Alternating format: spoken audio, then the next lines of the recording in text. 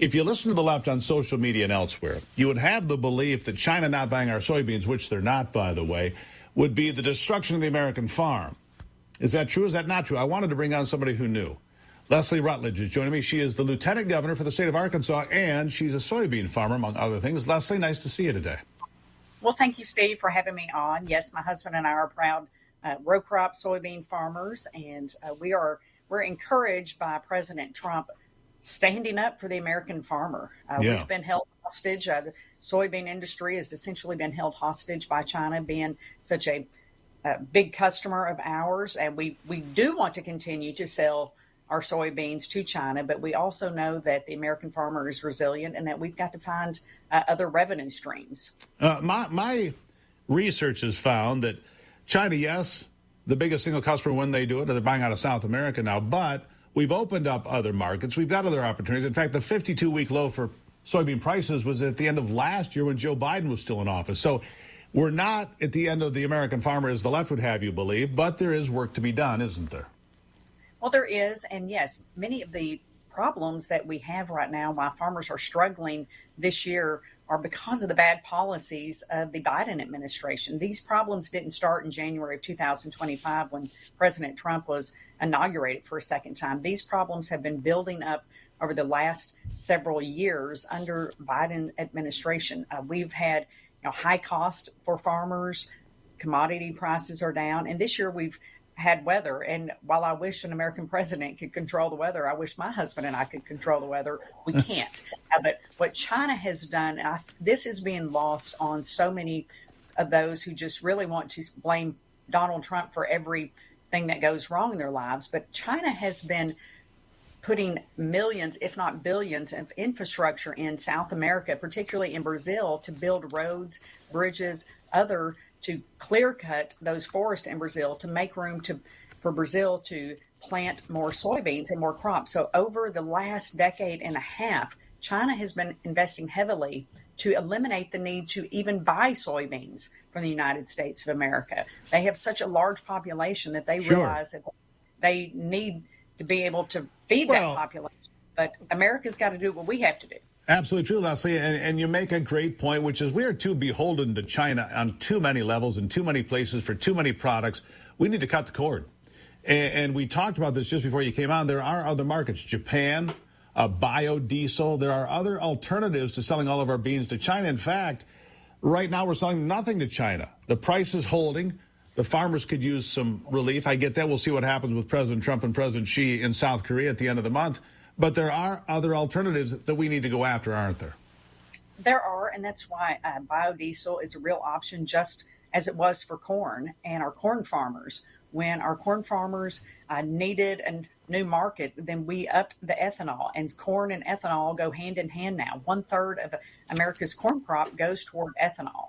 And so what we need to do, and one thing that I've been talking about recently and put forward to our friends at the USDA, Secretary Rollins, and hopefully to President Trump, is that we can be making more biodiesel, crushing more soybeans, putting the investments in infrastructure to crush more soybeans, to have those plants, and to give tax credit, tax incentives, up the blending amount. It will also extend the life of our refineries. We've not built a new refinery in America in over 50 years. That's right. The liberal left is not going to allow us, so to speak, to do that. And so we've got to find a way to extend the life of that. But I guess they apparently don't mind that Caterpillar D9s are bulldozing forests in Brazil. They're good with that, but not with anything we do in America. That's for a different day. Please explain to those people listening right now what biodiesel is, where it gets used, and why it can be critical to America's future.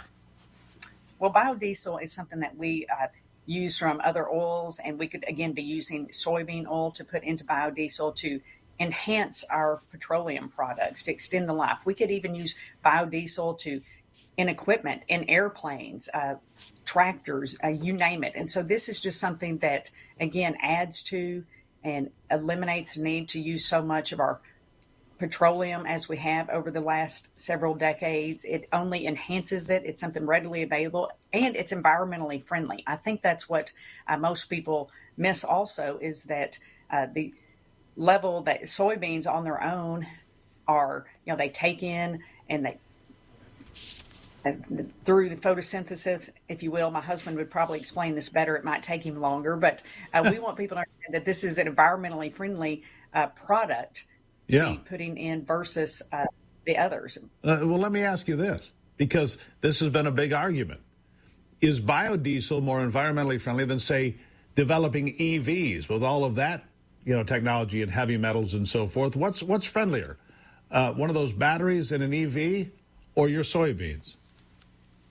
Well, I'm going to argue that the soybeans are, because they actually they take the bad elements out of the air. I'm going to try to break this down as if I'm talking to a 7-year-old. They take the bad elements out of the air and they go off their own solar power. And so you are essentially have millions of acres of solar power across America in soybean fields, and you're taking the bad elements out of the air, putting it into a product that you can then use to replace products that are not as environmentally friendly. Yeah, you're converting that sunshine to energy, just in a different way with a different middleman, the middleman being the beans. All right, so that plus markets in places like Japan and elsewhere, this could get us away from the dependence on China, couldn't it? Exactly, and that's what we want, to become more energy independent. We want to be able to provide more energy here in America, to save our American farmers, to give them an outlet to be able to sell their beans, as well as not rely so heavily on China to not only buy our soybeans, but I go back to this used cooking oil. Used cooking oil is not, when you think of canola or something, essentially China is buying from Indonesia and other places, Argentina places, to their oils. They're turning it into used cooking oil, and then we are actually buying it from China. Really? In 2022, we were exporting 400 million metric tons of used cooking oil. Now, after a few years of Joe Biden's administration, we are importing 1.2 used cooking oil. Yeah. Yes.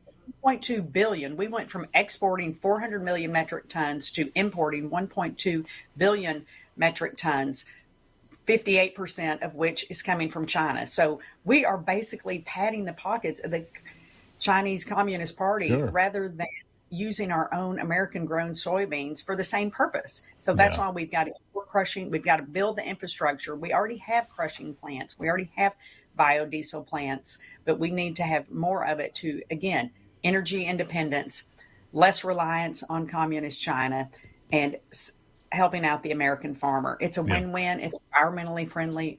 I think we need to get it done. That's why President Trump is resetting the global trade agenda on all these items, including agricultural goods. It's important for America and America's future.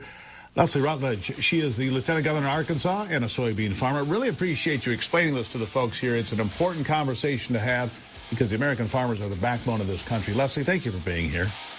Thank you, Steve.